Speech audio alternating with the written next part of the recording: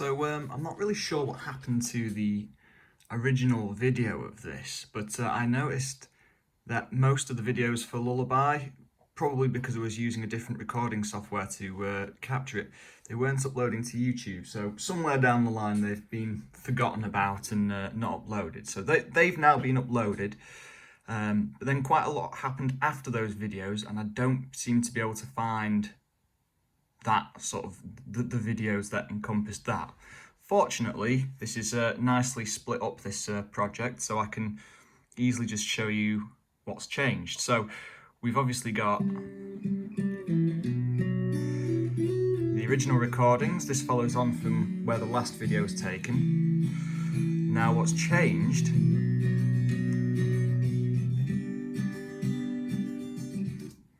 is we've got these additional MIDI based instruments. So first things first, let's open up this folder. We've got the strings. So there are 4 layers of strings. We've got the double bass, that's a lower and a higher here. Higher octave, lower octave. A violin section and a viola solo. So that's a viola on its own.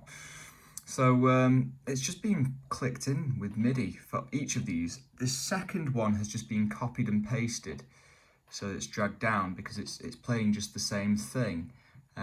Everything can be recorded in MIDI using this piano, and then from there, what happens is that I just process the MIDI so that it's all quantized. However, in this case, because the track isn't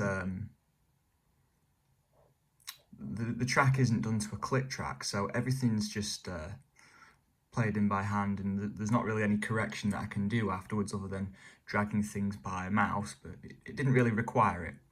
So let me just show you the sounds that I've got on it. So there's your upper,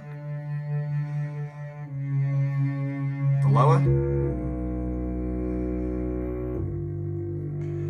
So they're actually panned left and right. So I've set it so that the bass stays mono down to, or up to, should I say, 500 hertz.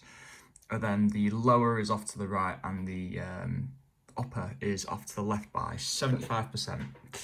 Then we've got this viola section.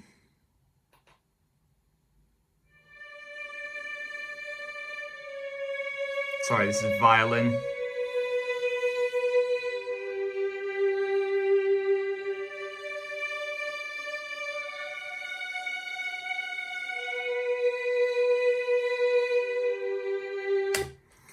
Okay, and then the viola section down here. Again, panned left and right, so the viola's off to the left, the violin's off to the right. Gives a nice bit of stereo width. I don't think they're panned as much as the... oh, they are, yeah, about 75%. These are the pans here. Presumably, it just sounds good because they are so similar in sort of tone. There are differences, so it sounds wide, but they're similar enough that it doesn't unbalance the mix. Then we've got this piano section here, which has got a nice delay effect on it.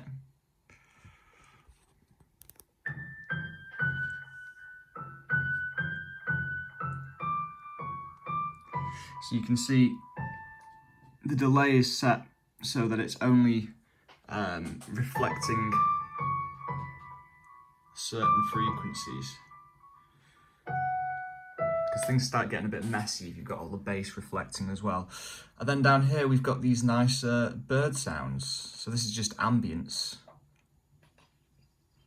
So I recorded these in my car with, I just hung the microphone from the grab handle in the back, and then put the window open and parked up where it was nice and peaceful, and I just captured whatever sound there was. So that runs through the background of the mix. So together things sound a little bit like this.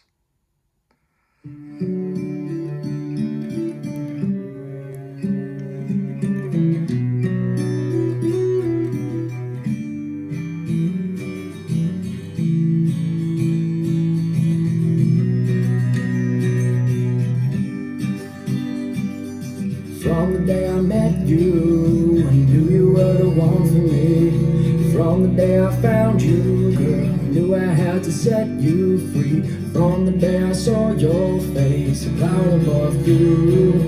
A rainy day full of mistakes, and then I met you. You are mine, 'cause you are mine. You are my lullaby.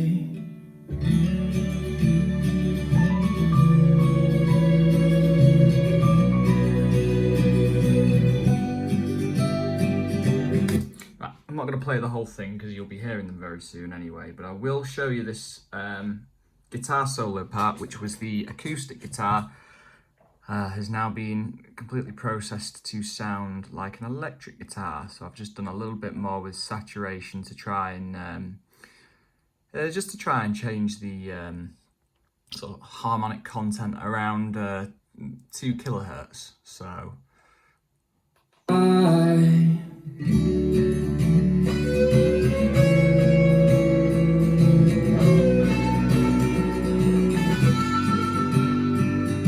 clouds began to pop that day.